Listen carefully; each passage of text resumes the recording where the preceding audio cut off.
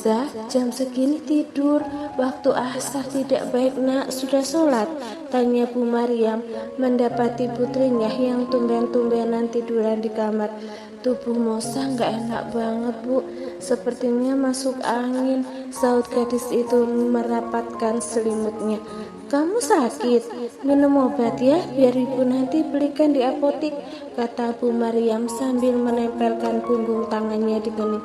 Nggak usah bu, hanya sedikit pusing, istirahat saja nanti sembuh, jawab Musah mencoba terlelap, berharap setelah bangun sedikit mendingan. Nyatanya kepalanya makin berat dan berdenyut, ditambah perutnya bergejolak. Tiba-tiba Moza merasa sangat mual. Gadis itu langsung turun dari ranjang, berlari ke kamar mandi, memuntahkan isinya yang tak kunjung keluar. Hanya enak dan merasa mual, tersiksa sekali. Ya salam, kenapa sih? Aku kenapa sih kok lemes gini? Batin Moza merasa sangat tidak nyaman. Tubuhnya dingin, sepertinya memang meriang yang sudah cukup parah, ditambah malah keliengan. Ia berjalan tertatih kembali ke kamar. Tak sengaja netranya bertemu dengan deretan tanggalan duduk di meja belajar. Seharusnya ia sudah mendapatkan tamu bulanan. Kenapa sampai hari ini belum juga kunjung datang? Enggak mungkin, pasti ini hanya telat. Seperti biasanya juga kadang mundur sampai 3 hari. Ini pasti juga sama. Mosa menggeleng resah. Sungguh ia tidak mau mengandung benih dari hasil pemerkausan, atau ia akan menyesal seumur hidup. Mosa berjalan mondar-mandir di kamarnya. Ia jelas gelisah, tetapi mencoba menenangkan pikirannya, masih berharap bahwa ia tidak hamil, karena ia tidak akan sanggup menjalani hidup bila itu terjadi. Bagaimana dengan hidupnya nanti? Ibunya pasti akan malu sekali mempunyai anak gadis yang hamil di luar nikah, terlebih hasil kekejaman orang yang tak bertanggung jawab. Zah, ini obatnya, diminum ya. Kamu kelihatan pucat sekali. Ibu masuk kamar sambil berseru. Masuk yang tengah. Moza yang tengah kalut langsung duduk dan mencoba tenang agar tidak menimbulkan kecurigaannya. Iya bu, terima kasih, nanti Moza minum, jawab gadis itu mengiyakan, meninggalkan seolah senyum di balik kegelisahan hatinya. Ya sudah, kamu istirahat saja, ibu mau lanjut kerja lagi, pamit Bu Maryam menuju rumah utama. Mosa mengangguk lalu menyambar obat di meja. Ia membawanya ke dapur dan mengambil segelas air putih. Harus segera minum obat agar pusing di kepalanya hilang. Belum sempat minum, tiba-tiba perutnya merasa sakit. Ia pun mendesis seraya sedikit menekan perutnya. Kok sakit? Apa aku mau datang bulan? Semoga iya, pasti benar, gumam Mosa seperti yang sudah-sudah. Gadis itu lalu minum paracetamol yang sudah dibelikan ibunya, kembali beristirahat setelah sholat asar. Hanya rebahan, tidak benar-benar tidur. Pikirannya melanglang jauh sembari menatap langit kamar. Ada kekhawatiran yang melanda tentang peristiwa kelam itu. Malam harinya, Bu Maryam menatap curiga pada putrinya yang terus-terusan murung, bahkan melamun di meja makan. Lauk dan sayur hanya diaduk menjadi korban kegalauan hatinya. Moza, kenapa makanannya tidak dimakan?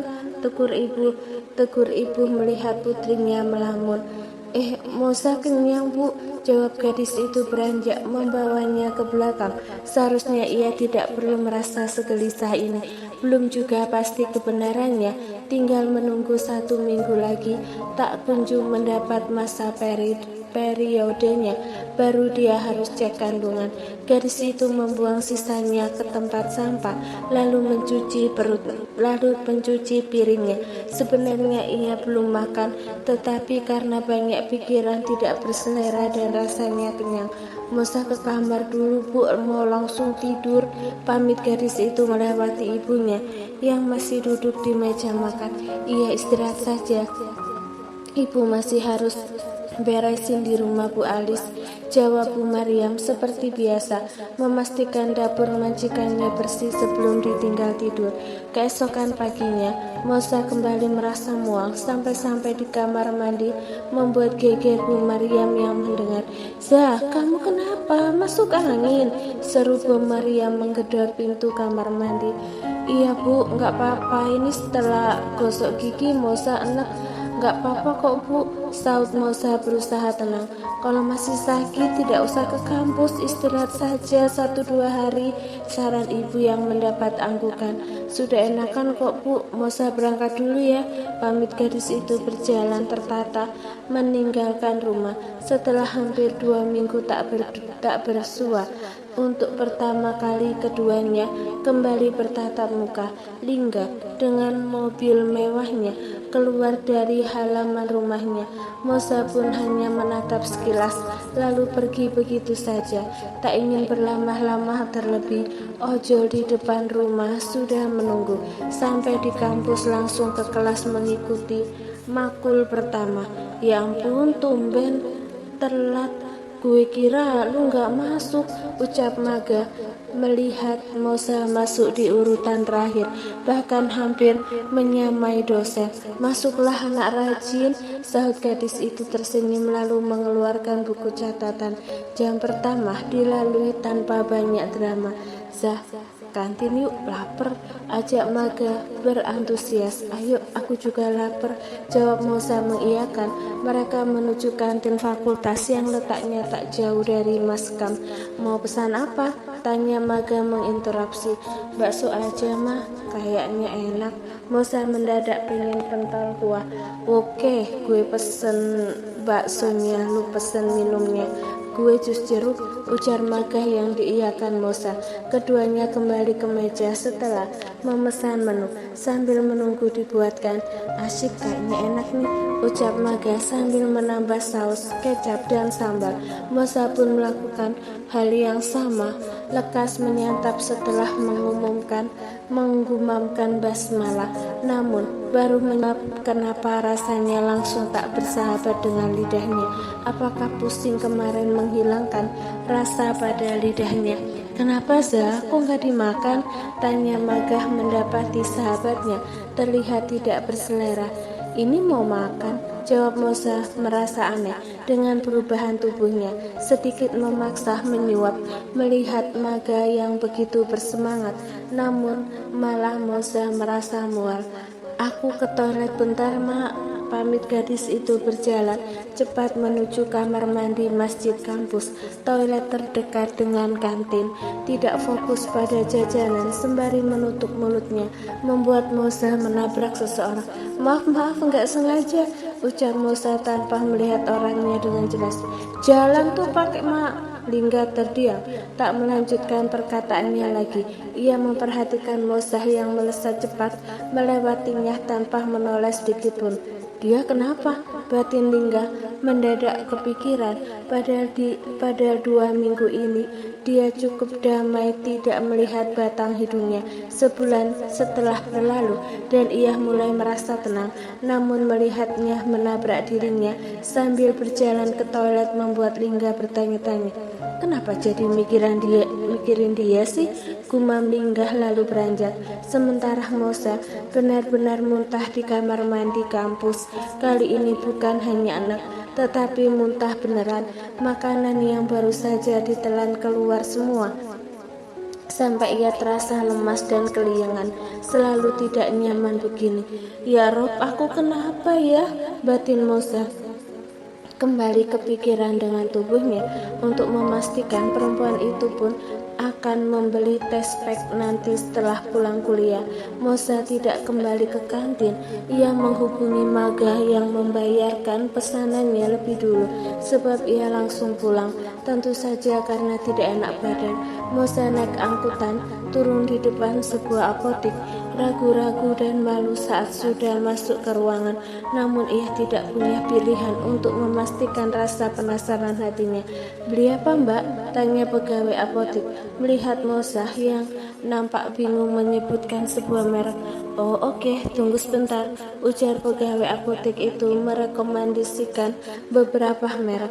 Mosah membeli 2 untuk memastikan hasil yang akan diujinya besok. Ia menyimpan rapat di dalam tasnya, lalu pergi dengan perasaan deg-degan. Takut sekali kepergok orang saat membeli barang tak biasa itu. Mosa langsung pulang ke rumahnya. Sejak siang itu ia tidak makan dan tidak minum. Langsung tidur walau susah menemukan kantuknya. Pagi harinya gadis itu harap-harap cemas sambil membawa benda penting di tangannya. Iya, tidak. Bagaimana kalau hasilnya positif? Aku akan melenyapkan pelakunya. Batin Mosa penuh dendam. Beberapa detik krusial pertama, Mosah menunggu dengan perasaan campur aduk, takut, cemas, dan berharap hasilnya tidak sesuai dengan praduganya. Ya Tuhan, aku tidak mau hamil anak si brengsek itu, batin Mosah penuh harap. Gadis itu mengambil hasil tes pack setelah beberapa menit berlalu. 2 garis merah, walau masih terlihat samar 1 garisnya, tetapi jelas 2 strip terpampang cukup jelas di sana. Seketika dunia Mosa hancur, semua asa yang membumbung angan menjadi sebuah kemalangan. Tubuhnya merosot ke lantai kamar mandi. Ia menggigit lengannya sembari menyalakan keran air untuk meredam suara tangisnya agar ibu tidak mendengar. Perempuan itu menangis sejadi-jadinya seperti mimpi buruk yang berkepanjangan. Aku tidak mau hamil, jerit Mosah meremas perutnya sendiri. Tidak sudi rasanya mengandung benih dari hasil pemerkosaan. Ia menjerit-jerit seperti orang tidak waras. Cukup lama perempuan itu menghabiskan waktu di kamar mandi, keluar dengan wajah yang amat kacau. Anda tidak ingat masih ada ibu? Mungkin Mosa akan mengakhiri hidupnya saat itu juga. Mosa, kenapa kamu basah kuyup begitu, nak? Tanya Bu Mariam kaget mendapati putrinya pagi-pagi nampak kacau. Enggak apa-apa Bu, Mosa tadi mau bersihin kamar mandi, jadinya gini. Enggak sengaja ketumpahan air, saat Mosa jelas berdusta. Mandi sekalian, nanti kamu masuk angin, biar ibu rebuskan air hangat saja ya. Enggak usah Bu, nanti Mosa rebus sendiri kalau memang perlu, jawab gadis itu berlalu melewati ibunya yang jelas menatapnya curiga. Ada apa dengan Mosa? Semoga dia baik-baik saja. Batin Bu Maria merasakan ada yang berbeda. Belakangan ini dari sikap putrinya, dia juga jarang mau kalau dimintai tolong di rumah utama. Padahal dulu hampir setiap hari Mosa menawarkan diri bantu-bantu di sana. Ibunya benar-benar khawatir dan mulai merasa sikap putrinya begitu aneh. Berhubung sekarang tengah banyak pekerjaan, Bu Mariam pun akan menanyakan nanti. Sementara Mosa di kamarnya semakin terpuruk. Ia sengaja mengunci dirinya dan tidak keluar sama sekali hingga menjelang siang. Bu Mariam pikir Mosa sudah berangkat ke kampus dan tidak pamitan karena dirinya tengah repot di dalam. Namun ternyata putrinya ngendon di kamar sendirian. Aku harus gimana ya Allah ya Rob? Aku tidak sanggup menjalani ini semua. Mosa terdengar putus asa. Bagaimana dengan kehidupannya ke depan? Bagaimana dengan pandangan orang-orang tentang bayi yang dikandungnya jika hamil di luar nikah? Bagaimana perasaan ibunya jika tahu hal ini? Hancur seketika hidup Mosa dibuat oleh seorang Lingga Denandra. Jemarinya mencengkram kuat penuh amarah dan dendam. Lingga adalah pria yang paling Mosa benci seumur hidupnya. Semua gara-gara kamu, Lingga. Dasar brengsek, bajingan, batin Mosa mengeram penuh dendam. Sore harinya Bu Mariam baru ngeh kalau putrinya tidak keluar. Kamar yang terkunci dan tertutup rapat serta tak ada bekas sepatu atau pakaian kotor hari itu, membuat ibu dari satu anak itu yakin kalau Moza memang tidak baik-baik saja. Perempuan itu mengetuk pintu kamar putrinya berkali-kali, tak ada sahutan, membuat perempuan itu pun masuk dengan membukanya pelan. "Moza, kamu di dalam? Ibu masuk ya," seru perempuan itu mendekati ranjang yang nampak berantakan, meja belajar yang berantakan. Moza sebelumnya tidak pernah begini. Jika meninggalkan kamar, ibunya semakin yakin kalau putrinya tengah ada masalah. "Kemana dia? Kenapa pergi tidak pamit?" gumam Bu Mariam bertanya dalam hati, merogoh ponsel di saku dasternya, lalu melakukan panggilan ke nomor putrinya. Perempuan itu menoleh kala mendengar deringan telepon itu. Ada di meja belajar yang cukup tak enak dipandang mata. Ponsel Moza terdampar di bawah antara setumpukan buku dan barang lainnya. Moza meninggalkan begitu saja, artinya dia tidak pergi jauh. Kalau pergi pasti ponsel kesayangannya itu tidak mungkin tidak dibawa. Usut punya usut, Moza tengah menyendiri di taman belakang, tepatnya pinggir kolam kesayangan Pak Regan. Dia duduk termenung, sembari menutup kedua telinganya dengan earphone. Tidak begitu jelas yang dia dengarkan, namun ia ingin bersembunyi di sana sambil menangis. "Kalau hidupku tidak berguna lagi, percuma aku ada di sini. Ibuku pasti malu mempunyai anak seperti diriku." Moza dalam kebimbangan. Ia ingin sekali pergi dan menghilang, tetapi bagaimana dengan kuliahnya? Ia bahkan begitu bersemangat dan rajin agar bisa segera lulus tepat waktu, bahkan lebih cepat di semester 7. Rasanya kepala Moza semakin berdenyut kalau memikirkan itu semua. Sialnya, ia mendadak mual dan muntah. Perempuan itu menepi tepat di pinggir kolam, sembari mual-mual. "Mbak Moza sakit?" sapa seseorang dari balik punggungnya. Ia pikir itu adalah tempat ternyaman dan terhening di luasnya halaman rumah itu. Namun suara di belakang dirinya mematahkan argumennya. Mau merasa terusik, tidak pantas mengingat dirinya hanya menumpang. Mas Naka," Moza terperangah mendapati putra kedua Pak Re yang super kalem itu tiba-tiba muncul di belakangnya. Pemuda itu memang beda. Ia selalu ramah menyapa dirinya, walau status strata mereka berbeda, sama persis seperti kedua orang tuanya yang teramat bersahaja. "Iya, mampir bentar, Mbak Moza sakit? Tadi kok aku lihat mual-mual di situ?" tanya Naka kepo, memperhatikan wajah gadis di depannya yang terlihat pucat. "Kurang enak badan," jawabnya tersenyum. Tidak mungkin juga ia berkata jujur. Ia bahkan tidak begitu peduli kalaupun dirinya pucat dan sakit. Moza benar-benar putus asa. "Sudah minum obat?" tanya Naka memastikan. "Nanti saja," jawab Moza mengangguk dengan senyuman. Naka pun pamit ke dalam. Ia berujar mengambilkan obat untuk Moza di rumahnya. Merasa kasihan setelah melihat Moza muntah-muntah dan terlihat begitu pucat. "Cari apa, Kak? Kamu sakit?" tanya Linggah mendapati adiknya di dekat kotak obat. Obat buat Moza, dia kayaknya sakit. Kasihan mual-mual di kolam belakang. Mana wajahnya sangat pucat," jawab Naka sembari sibuk mengobok-obok kotak obat. Linggah hanya merespon datar, tidak begitu peduli dengan cuitan adiknya yang tidak penting itu. Ia pun berlalu begitu saja, namun saat hendak menaiki undakan tangga, handphone di tangannya berdering, menandakan sebuah panggilan masuk.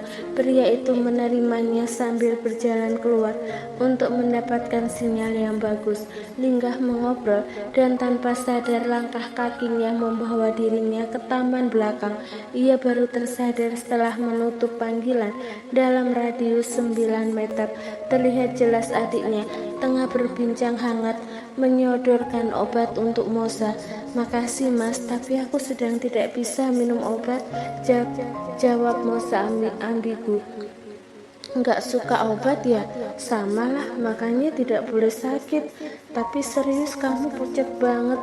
Mau ke rumah sakit aja, tawar pemuda itu perhatian. Tidak usah mas, terima kasih, jawabnya sungkan. Manggilnya jangan mas-mas terus, Naka aja, ujar pria itu tak mau terlalu disanjung. Tidak sopan, saut Mosah terbiasa mengikuti ibunya. Umur Mosa jauh lebih tua 2 tahun dengan Naka, tetapi sedari kecil mengikuti ibunya yang memanggil nama putra majikannya dengan sebutan Mas. Begitupun dengan Lingga yang lebih dewasa 3 tahun di atas Mosa.